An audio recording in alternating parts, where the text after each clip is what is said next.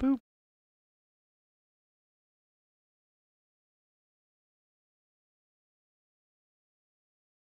Hey.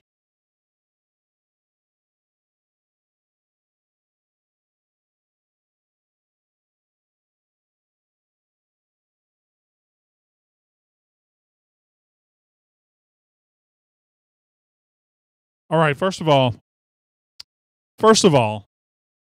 let's get started with this. The best way to deal with that basketball game last night, that basketball game that we all built up, that I built up, that I thought Mississippi State was going to win and it was going to be so great and we were all going to ring cowbells and have fun and hug and have candy, didn't go well. Did not go well. The best way to handle that is to completely ignore it. That's what I'm planning to do today. I'll So talk forget about it. Huh? Forget about it. Just forget about it. Didn't happen. Didn't happen. We're going to talk about football today. Because football can't break your heart in February. Can't do it. Basketball can do it. Boy, that was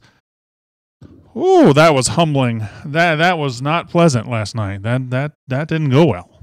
Did not go well at all. It escalated quickly. As Tennessee walks into the Humphrey Coliseum in frankly a must-win game for Mississippi State, and we must not have gotten that message because we did not win that game. State loses 76-54, and you can't even get mad. I mean, just got destroyed. Just got your butts kicked. It is what it is. It is what it is. We'll talk about football today. We're going to talk about my 10 reasons that you need to be very, very excited for this spring football, Mississippi State. My 10 reasons to be excited about spring football. And there are many more than 10, I think. There are many more than 10. However, I've narrowed it down to 10 because that's good for radio and TV and podcast worlds. And plus, I'm lazy. Hail State from Ringgold, Georgia, right up I-75, almost to Tennessee. Tennessee is a better team than expected. Justin Burford, they're okay. They're pretty good. They're not as good as they showed last night, and we're not as bad as we showed last night. I do disagree with my cohorts at Bulldog Sports Radio. I think they said today we could win the SEC tournament. The only team we couldn't beat is Tennessee. We could beat Tennessee. We couldn't beat them last night. We played like crap. But we got their A-plus game, and we gave them our C-minus game, and what resulted was a whipping. A whipping. Hail State from Saltillo.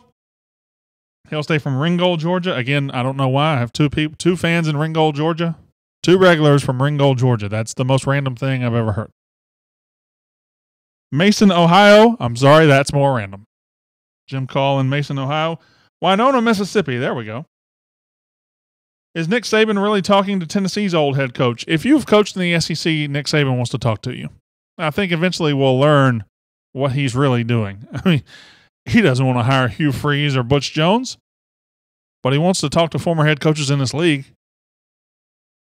Hail State from McGee. Lance Shane is taking a sick day, and Jeremiah Body's off today. So a lot of you not working. No NCAA tournament hope now in Knoxville today. It is rainy and gloomy. It is also rainy and gloomy here, Jason Miller. It is quite rainy and quite gloomy outside. Fits my mood perfectly. Hail State from Asheville, North Carolina, one of the best towns in America.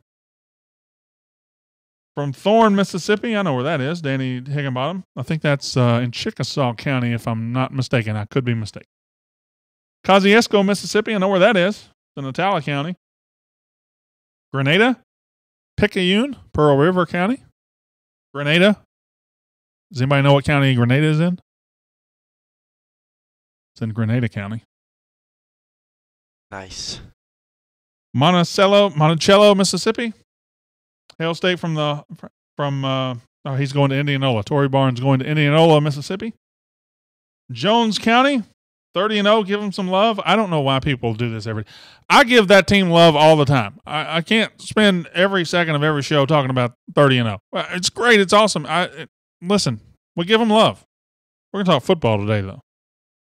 Going to be a football show today because I got to wash the basketball off of me. It got nasty last night. Gluckstadt here. Says Reed Burrell. Kay Anderson says, where's the tie? So I like to start Monday, up here, and Tuesday, by Wednesday, I don't really care what I wear. Thursday, I might come in board shorts and a tank top tomorrow. Friday, I might just come in underwear. I don't know. Nope, Terp, I'm not going to do that. I see your concerned look on your face. I'm not going to do that. Seymour, Indiana, hello. Jasper County, hello, Aaron Suggs. Thank you for being here, Aaron Suggs. So-so, Mississippi. So Barry Knight's just doing mediocre today. So-so. See what I did. 3 out of 10. Yeah, thanks. Careful with that joke. It's an antique. It's been around a while. Don't forget to ring the bell today. I got you. Michael Clyburn checking in from Cuba. Cuba. No, Cuba. Havana. Maybe Havana. Probably Havana. Most likely. Missouri, Joshua Watts, hello. All right. I don't know how to do it. Well, I'm not going to say it. I think I'll just do it privately. I have some t-shirts to give away. Can I get one? No. Why not? Because you can't get one. It's just SEC country shirts. Yeah, I want one. I only have 3. Oh. And the problem is, probably going to have to give them away to the ladies. Because I have 2 smalls and a medium. That's what I have. There's a wide selection there. I went there. I said, "Give me some t-shirts to give away," and they said, "All right, here's the last 3 we got," and there were 2 smalls and a medium. So, if you are probably going to be a ladies giveaway this time, I'll figure out how to do it. Got 3 SEC country shirts. Mark Childs, I'm telling you right now, I don't know you, but I bet you're not going to fit in a small or a medium. I can you imagine me wearing a small? I thought about wearing it on the show. Yeah, you should do it. Just wear the small. Do it. Yeah. 3, to give 1 to Haydad, to wash his car with. What I want to know is, will you, Brandon Walker, be at the spring game? April 21st. I hope so.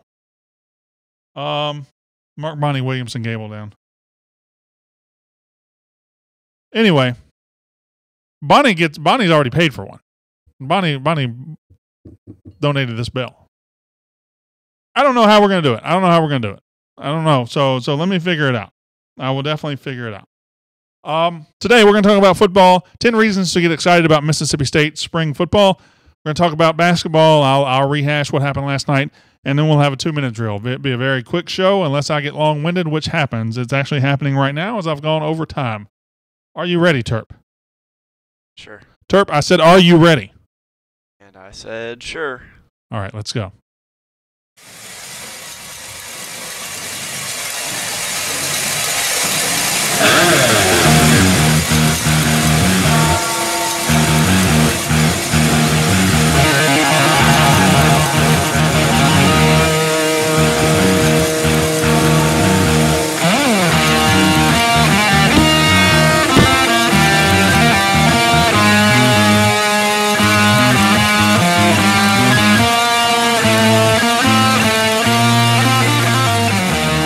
The More Cowbell Show, brought to you by SEC Country. And now, your host of the More Cowbell Show, Brandon Walker. That's me, Brandon Walker. More Cowbell, the Mississippi State podcast presented by SEC Country. That is ringing us in here on a Wednesday in the SEC Country studios. A day after a very, very, very, very, very, very disappointing loss in basketball. Boy, that landed with a thud, didn't it? That did not go well. That was poor. That was a poor effort. I did not enjoy that very much. Mississippi State loses 76-54 to Tennessee, a game State had to have, and they didn't get it. So State now 21-9 on the season, 9-8 in the conference. Probably headed to the NIT. Probably, I guess I would leave the door open to maybe a 3% chance we get hot and win enough games to go to the tournament. But probably, most likely, 97% headed to the NIT. Still a step forward. This season, but disappointing given what we had on the line last night and how we played and how we allowed Tennessee to play on our home court. But that's not what we're going to talk about today.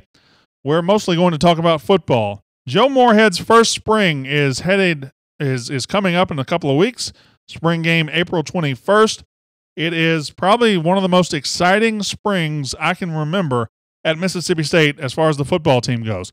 I generally don't care for spring football. I think it's the most pointless thing that teams and schools do. But this year I am excited about it, and I'll give you 10 reasons why I'm excited about it and why you need to be excited about it too. Then I'll get back to the basketball game. We'll spend a couple of minutes just talking about that.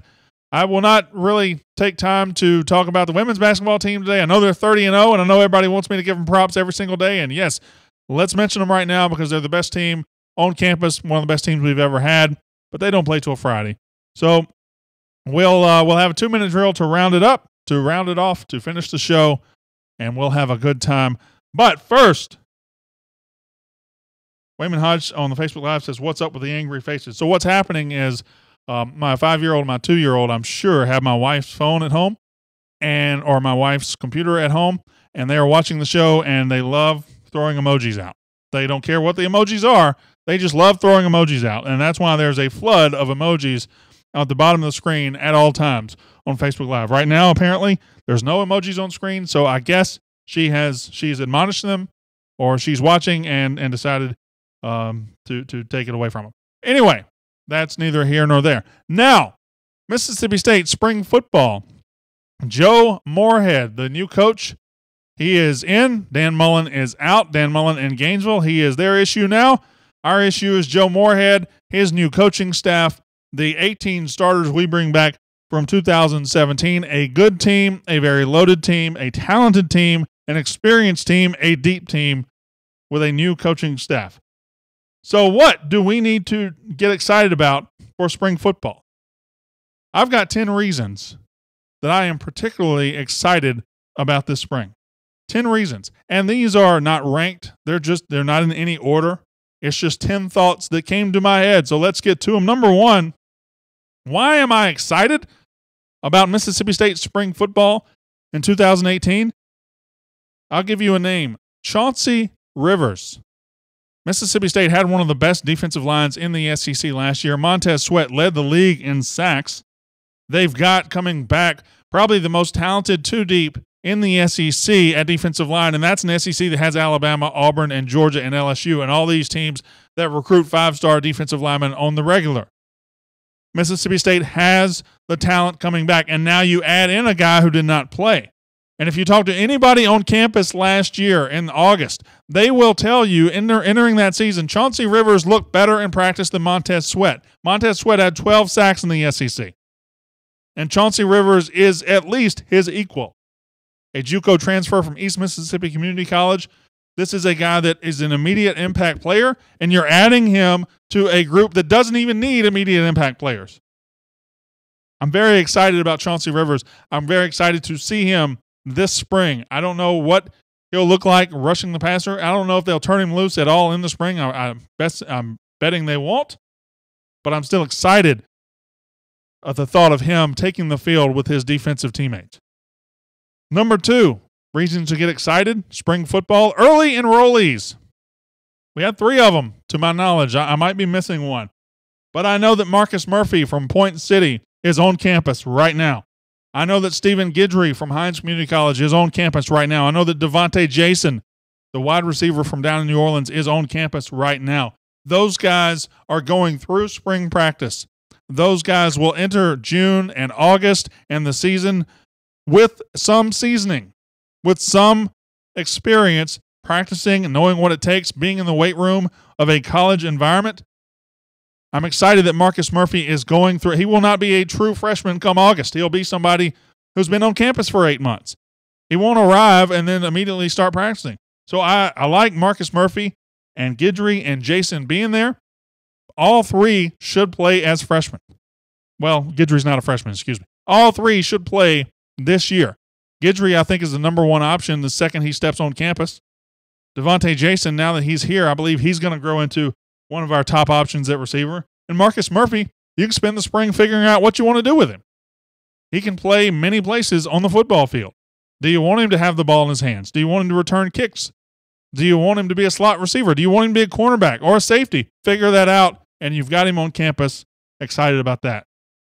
Number 3, Malik Deer seems to be the forgotten man. He seems to be the guy that State fans have forgotten about the most, myself included.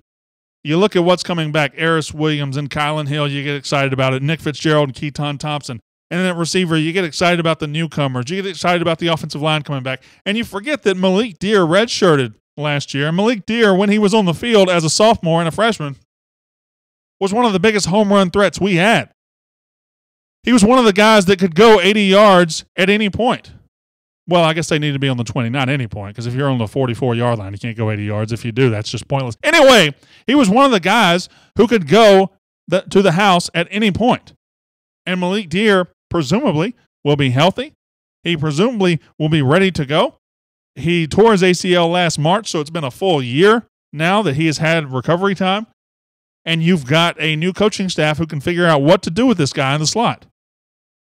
Number 4, Farrod Green. I don't know what caused Dan Mullen to forget he had tight ends in his offense. I don't know why he didn't use the tight ends more than he did. I don't know why we didn't throw the ball down the middle of the field to guys like Farrod Green this year. But we didn't do it very much. We didn't do it very often. Joe Moorhead at Penn State featured the tight end heavily, and I mean heavily. It's the best way. Listen, if you put athletes all over the field and you spread them out, the middle's going to be open. It's just a fact of life. The middle is going to be open. And Farrod Green, I think, is talented enough to make a difference for Mississippi State at tight end. Dan Mullen didn't think so. Joe Moorhead is going to use the tight end, and I think Farrod Green gets first shot. And I'm anxious to see in the spring if we go in that direction. Number 5, John Hevesy and Billy Gonzalez are no longer in Starkville. So this spring, when you bring in visitors, when you bring in guys from Kosciuszko High School and Water Valley High School and down on the coast, Laurel High School, that's not on the coast at all, Brandon. But if you bring in recruits from all those places, you don't have to recruit around John Hevesy anymore. You don't have to apologize for that mean, rude guy over there. You don't have to recruit around Billy Gonzalez's, the wide receiver coach's inability to get wide receivers. You don't have to recruit around that anymore. You got a coaching staff that you can trust on the recruiting trail, and those guys are gone, and I'm excited about that. Number 6, quarterback. That makes sense, doesn't it? It's the most important position on the field. Keaton Thompson kind of lit our imaginations on fire in the bowl game. He showed us what's possible from him. He showed us that the future is very, very bright. You got Nick Fitzgerald, who you know can play at this level. You know he can play at a very high level. And you have a coaching staff coming in that has veteran quarterback coaches, that has Joe Moorhead, who got so much out of McSorley up there at Penn State. And you give him 2 outstanding weapons. Now, Keaton Thompson will probably be the main guy this spring, getting reps and getting throws and everything. But I've heard, on a personal connection, I've heard Nick Fitzgerald has been told, listen, your legs might not be 100% in the spring, but we're going to wear your arm out. We're going to wear your arm out as you learn this offense and learn to throw in this offense. I've heard that the coaches have told him that. So, quarterback is very exciting to watch this spring. Number 7, Kylan Hill. Now, I'll never go against Eris Williams, Point City. I'll never do that. But it can't be denied that Kylan Hill has incredible potential and ability. It can't be denied that he is the future at running back for Mississippi State. And when you see what Joe Moorhead did with Saquon Barkley at Penn State, it is hard not to take that and put it to Kylan Hill, because he is that talented. He is that talented. Saquon Barkley, when he came out, his recruiting class was the 14th best running back rated that year. Kylan Hill was 13th in the country. They are similar in build. They are similar in skill set. Does he become what Saquon Barkley becomes? I can't rule that out. Number 8. I like Dan Mullen. I did like him. I liked him a lot. I was happy with him at Mississippi State. I would have been fine if he kept continuing coaching here. But to be honest, it's the first major change in 9 years. And change is exciting. It's fun. You see Joe Moorhead, you see this new staff, you see a new approach, you see new ways to look at things. And after 9 years, Dan Mullen and Mississippi State, a break from each other wasn't all that bad. So the fact that we have a new staff and a new direction It's just refreshing and exciting to look forward to. Number 9, Bob Shoop. I don't know what his defense looks like. I'm not sure you guys know what his defense looks like. I hope it doesn't look like what it looked like at Tennessee and Knoxville the last couple of years. It wasn't very good. But he has got weapons. He has got horses. He has got defensive standouts. He has got everything he needs to get his career back on the track that it was before he went to Tennessee. I'm excited to see what Bob Shoop's defense looks like this spring and coming out of spring. And number 10, last reason, because frankly, this is the best team we've had in years. This is the best team we've had in years. I think this team is more talented than 2014. And that team started off 9-0, went to number 1. That team went to the Orange Bowl. I think this team is more talented. That team probably gets the edge at quarterback, but I don't know where else it would get the edge. It doesn't get the edge on defensive line. It doesn't get the edge defensive back. I don't think it gets the edge at running back. It doesn't really get the edge many places. It doesn't get the edge at offensive line.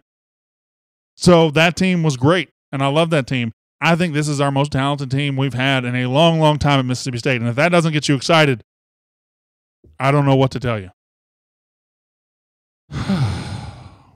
Ready for spring football. Mostly I'm ready for spring football because it distracted me for a couple of minutes from what happened last night. Mississippi State playing Tennessee in basketball. State needs the win. They need that marquee win to put on the resume to go to the NCAA tournament. Once we get that win, hey, the committee's got to look at us and say, wow, this team, but didn't quite come together like I hoped it would. Tennessee walked into Humphrey Coliseum and just straight mollywopped Mississippi State. It was not close, 76-54. That was humbling. That was troubling. I did not enjoy that at all. That was unpleasant. Just blown out. In the biggest game in a decade, just absolutely blown out. Now, Tennessee's good, but let's not act like this is, Kentucky 2015 or Kentucky 1996. They're a very flawed team. They've lost 5 times in the conference. They lost on the road at Georgia. They lost to Alabama by 28. Alabama's not very good. Tennessee, I've seen people say, wow, we could never beat that team. That team is great. No, they're really not. They're really not. They played their A-plus game last night, and we didn't respond at all. And that's not great. That is troubling. The way we are constructed, the way our team is kind of constructed right now, until Reggie Perry gets here next year, 5-star forward, until Jethro Shasumpa gets here, the big shot blocker next year, you really are operating at a disadvantage down low. Abdul Adu in his first season at Mississippi State, Eric Holman, not really a banger down low. You don't really have the depth and the bigs to go toe-to-toe with these teams that just keep coming at you like Tennessee. So the way we're constructed, we have to dominate in the backcourt. Our guards have to dominate. They can't just play to a standstill, or they can't outplay their competition by a little bit. Peters, the Weatherspoons, they have to absolutely dominate their matchup for us to beat good teams. And didn't happen last night. That's an awful lot to ask of some guards. That's an awful lot to ask of a freshman and a sophomore and a junior to say, you have to probably outscore your counterpart by 20, 30 points. That's asking a lot, because we could not stand up to Tennessee down low at all. The NCAA tournament dream, it's pretty much over. Pretty much over. It was fun. I enjoyed it. It was nice to care about possibly being on the bubble for a couple of months or a couple of weeks here in February. Hasn't been that way in a long time. Could we win the SEC tournament? Sure. Are we going to? Probably not. I'm of the opinion we could beat any team in the league. We could beat Tennessee. We could beat Auburn. We could beat any team in the league. The problem is we could also lose to any team in the league. And to ask this team now to put together 4 straight games in St. Louis of beating high-level competition is just something that I'm not sure is possible. The NIT is probably where we're going to end up going to. It's where a lot of us thought we'd end up in the preseason, and that's where we're headed. And it's still a step forward. It's still postseason basketball, and every game this February was a learning experience that we will apply to next year. I think we'll bring in a lot of talent next year. We'll be really good. This year just kind of ended with a thud last night. 2-minute drill from Mississippi State. 2-minute drill here on More Cowbell, the Mississippi State podcast presented by SEC Country. So this is a question that comes up a lot, and I just want to know if it changed. If it changes for you. It's a 4-answer question. You have to give me 4 answers here. Number 1,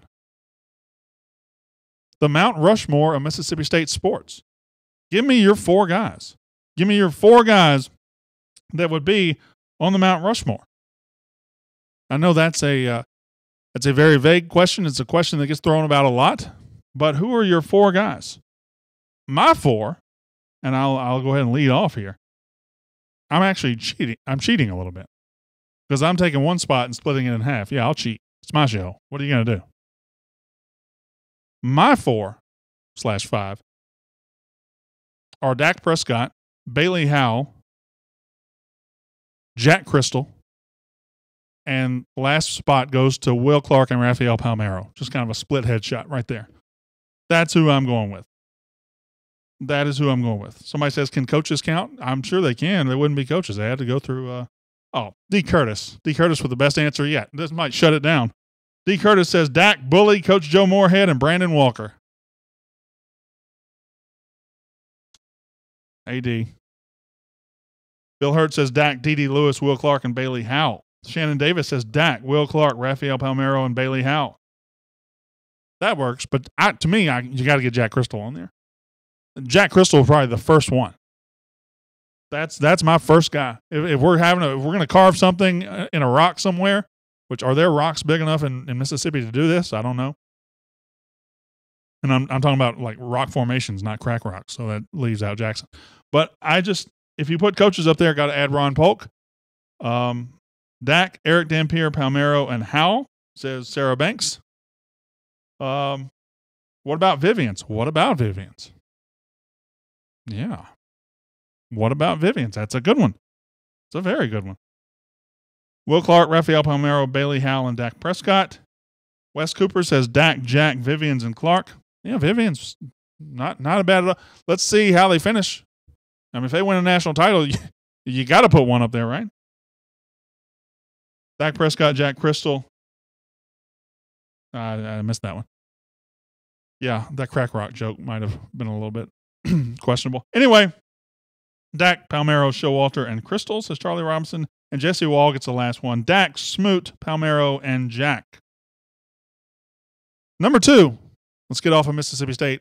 Terp, you can come in on this one. We might have done this one before. Best candy bar. Best candy bar. Look at you rolling your eyes. Oh, I don't eat sweets. Yeah, you're gonna hate me. I don't eat candy bars. I don't eat candy bars. I like candy bars. I like Sour Patch Kids. Ask Landshark what the best candy bar. Favorite candy bar candy. What's your favorite? Yes, candy bar. It's a bar made of candy. She says she likes sour candy. Let's go. If I had to choose one, it would be the one with the pretzel in it. What is that? Take 5? She says Twix. Ethan Fleury says Twix. Jamie Smith says Payday. Shelby Jameson says Snickers. Derek Whitford says Snickers with almonds. Will Boudreaux Sturgis says Reese's if it counts. Snickers with almonds from Bill Hurt. Snickers from Danny Pinter. Nestle Crunch from Wayman Hodge. Lance Shane with Reese's. Bonnie Williamson Gable with Snickers. Looks like Snickers gonna run away with this. Drew Newell says Twix. Jesse Wall says Snickers. And Tommy Campbell says Jackie Parker, D.D. Lewis, Bailey Howell, and Rooker. So yeah, it looks like Snickers won that one. Twix is the correct answer. So anybody that said Twix, you and I are right along. But Payday, I also love Payday. So Twix and Payday are my 1 and 2. Number 3. Number 3. What's the best breed of dog? The best breed of dog. Best in what way? Just which one do I want? Answer the damn question that way. How about that? Best breed of dog. Best Boston Terrier is the worst breed of dog. Those little sons of the Boston Terriers are mean and awful. They're awful little dogs. I'm gonna go with a nice Australian Shepherd. Jason Brinson says Shih Tzu. Wayman Hodge says English Bulldog. Buster Bone says Basset Hound. Bulldog. Ginger Tuck says Boston Terrier. Schnauzer says Bill Hurt. American Bulldog. Mini Schnauzer. German Shepherd says Reg Callahan. Chocolate Lab says Shelby Jameson. Bulldogs. Bulldog, says D. Curtis. Golden Retriever to own, says Daniel Martin. And Bulldog. I have two, and I've owned both. My two favorite are Basset Hound and the English Bulldog. I had an English Bulldog from like 2004 to 2009, and I loved that SOB. He was great. What was his name? Biggin. Biggin. Yeah.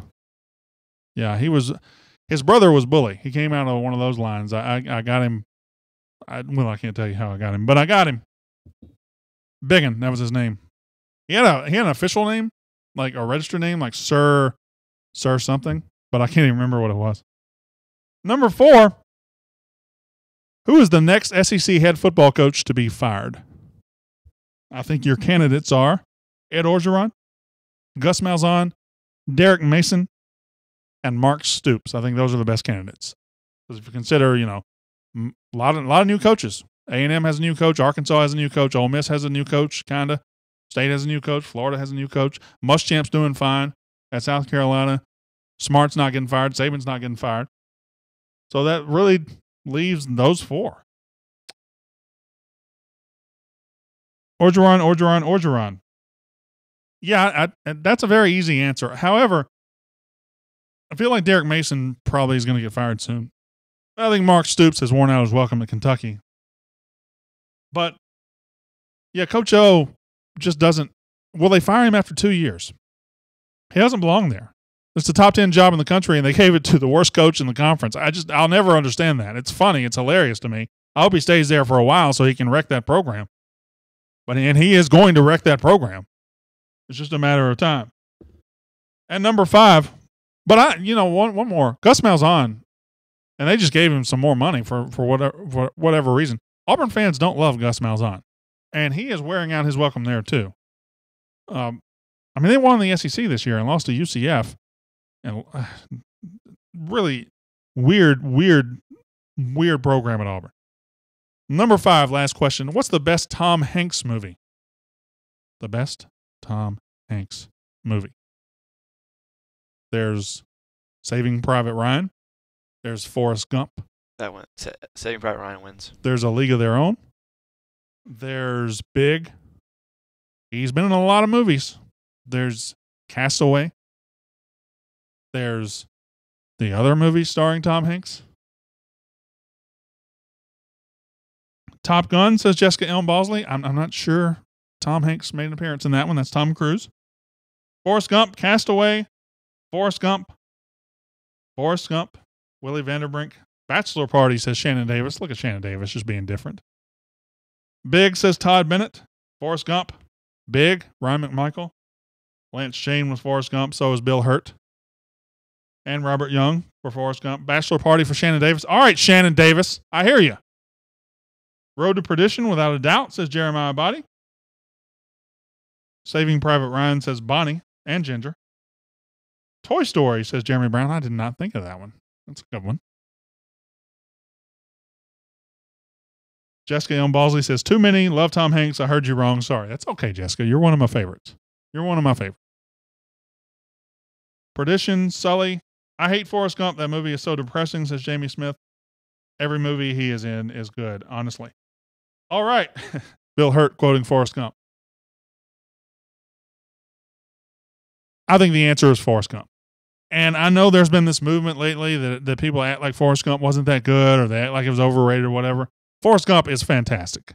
It is fantastic. It's a great movie. And Forrest Gump's great in it. Tom Hanks is great in it. I love Forrest Gump. Saving Private Ryan, great movie, but it's just one of those, it's not even a movie, it's just an experience. It just wears you out. And I can't rewatch it very often because it just chews you up and spits you out and you come out a blubbering mess afterwards. So I can't really watch Saving Private Ryan very much, but I can watch Forrest Gump all day long. And good thing because it's on TV every single day. All right. Good stuff. Hey, good show today. Good show. Everybody on the floor, too. Everybody did their job well. I'm pleased. Shrekking crew really did it. Well, I'll be right back to you on Facebook Live. Hey, on the podcast, thanks for being here. Stop clapping, Terp. On the podcast, I'm going to drop you off here. Thanks for listening. You've been listening to More Cowbell, the Mississippi State podcast presented by SEC Country.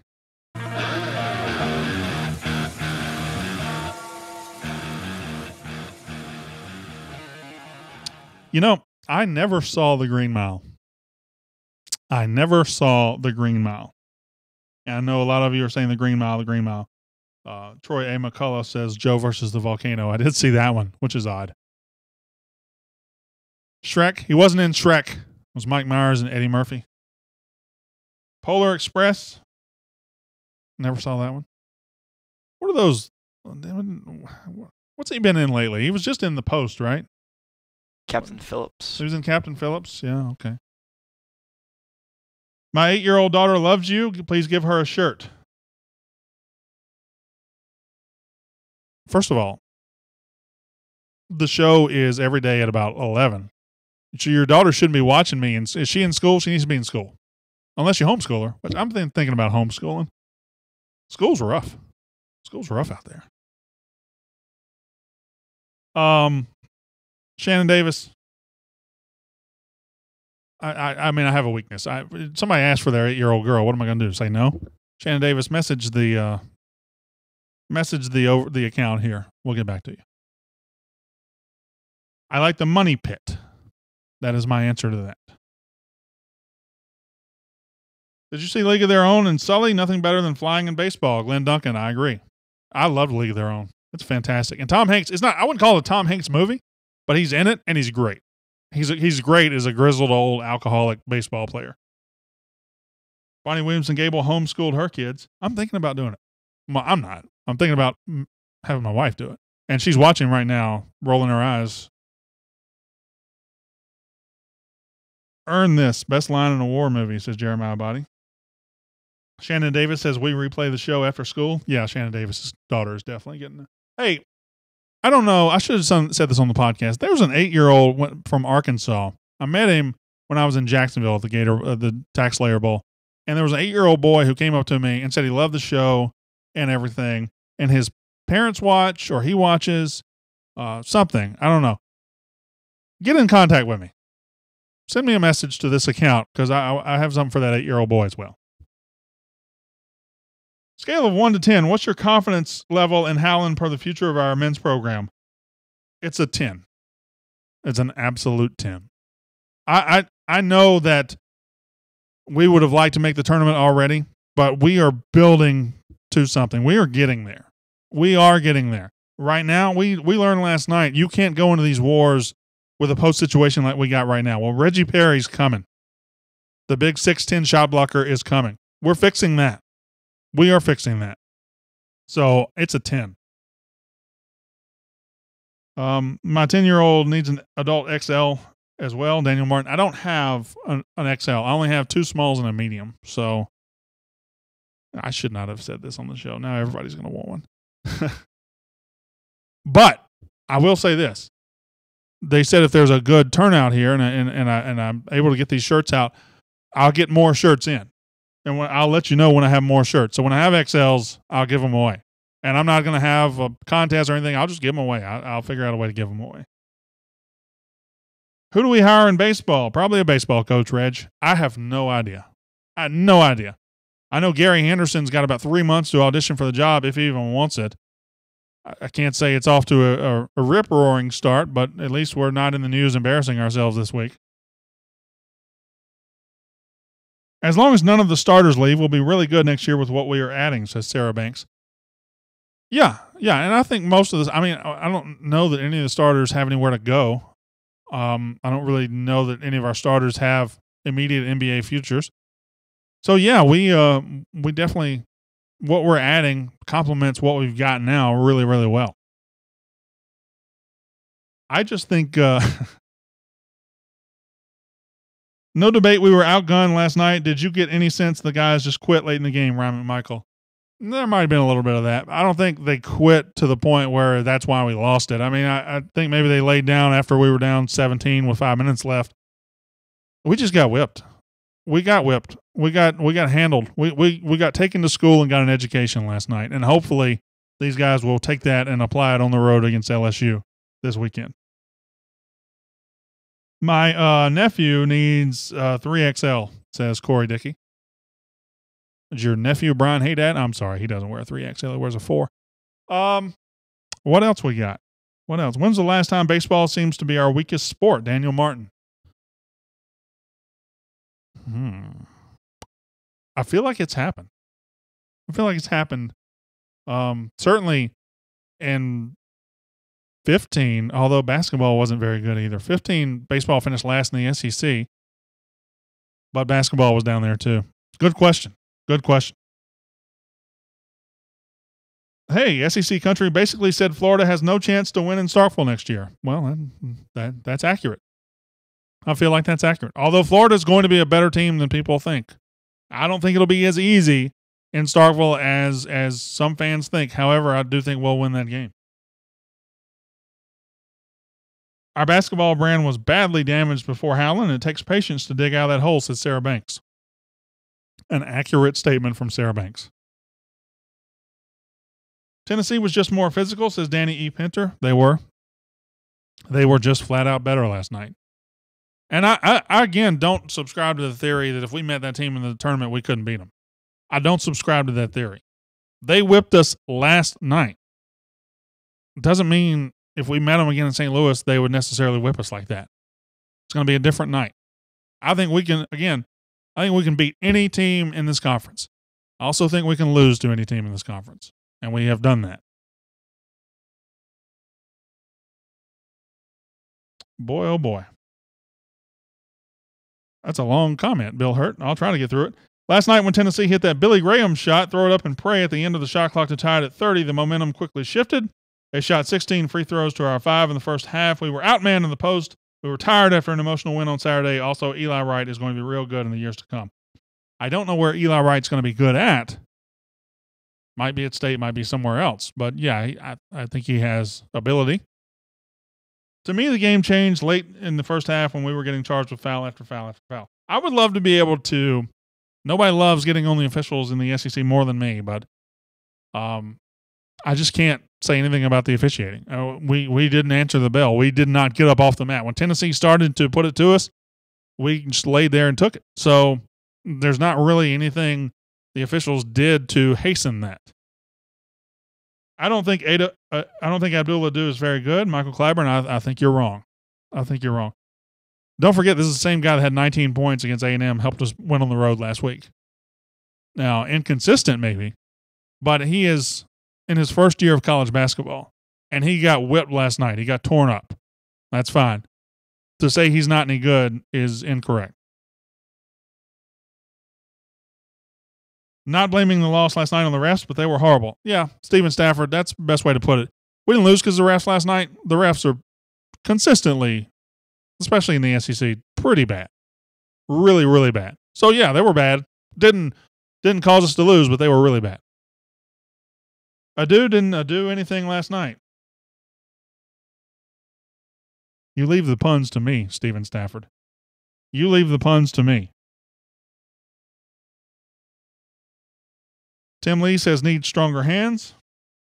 Just get married, your hands will get stronger. Ado is raw. He's going to be real good. Yeah, not saying the officials lost us the game, just saying we adjusted our play and they took advantage. They're horrible every game, says Wayman Hodge. Yeah, it's bad. It's rough out there. It is rough out there as far as officiating goes. Tennessee is the toughest team in the SEC by far. Got out-roughed by 6'5" and 6'7" guys. Yeah, they look at them. I mean, they clearly do a lot of work in the weight room. I mean, they are ripped. 1 through 12, they are ripped. They're well coached. They're a well-oiled machine right now, and they do not have a lot of talent. They have one 4-star guy on their team, I think. So they're doing really well. Ado and Holman are being asked to be physical, and they just aren't. Drew Newell. See, there it is. I think Adu's kind of physical, but Holman is not. He's not. He's a stretch 4. His game is not getting down there and banging, and for better or worse, we have to have him try to do that right now, and it just doesn't work. So Reggie Perry, Jethro Shisumpa, those guys coming in next year, they'll be ready to bang, and I'll be excited about that. The men aren't consistently mature and mentally tough because they are young. Contrast that with the women's team, who has 4 senior guards that are mature and tough at all times. Sarah Banks, are you auditioning for my job? Because every Sarah Banks comment is good and sharp and focused and knows what she's talking about. Sarah, if you want to come, Do we have another mic? Can Sarah come just sit here and do the show one day, and I'll sit back and drink or something? No? Sure. Probably? I don't care. You don't care. That's co-host Sarah Banks. Co-host Sarah Banks of the More Cowbell Show. You can put that on your resume, Sarah, if you'd like. Holman is Brian Price Part 2. Holman, when our players have a bad game and then people come here and say, oh, this player's not good. Well, no, he had a bad game. Or he had a bad week, whatever. Holman has had moments this year where he's put us on his back. Plus, I kind of like Brian Price. So maybe you weren't insulting him. Because Brian Price, I liked him a lot. Sarah Banks says, yes, I love college basketball. Willie Vanderbrink says, ask me to co-host. I have a face for radio. Me and you both, brother. Me and you both. How you doing over there, Landshark? Look how dark it is outside. It really sucks. It's miserable outside. Is this what it's been like in Mississippi the last week? Just raining? Yes. Traffic was awful today. It wasn't terrible for me. It was awful. You live like 4 minutes away. No. You live over by the stadium, right? Mm-hmm. It's not 4 minutes away, I tell you that. How can you afford that? Because I'm a millionaire. Take Terp's mic and give it to Sarah Banks. That's the best idea I've ever heard. It's my mic. We'll give her another mic. That's fine. I like Holman and Adu. Don't get me wrong. Just they can't out physical people in the post. That's not their game. You're right, Drew Newell. That's not their game. It is absolutely not. It should be Adu's game. He's more physical than Holman. Holman's not physical at all. But that was never his role. I mean, that was never what he was going to do. He just has to do it.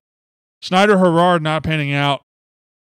You see the evidence of that on this team. He should be that guy. Schneider Herrard should be the guy giving you that physicality down low. He didn't pan out. He's gone.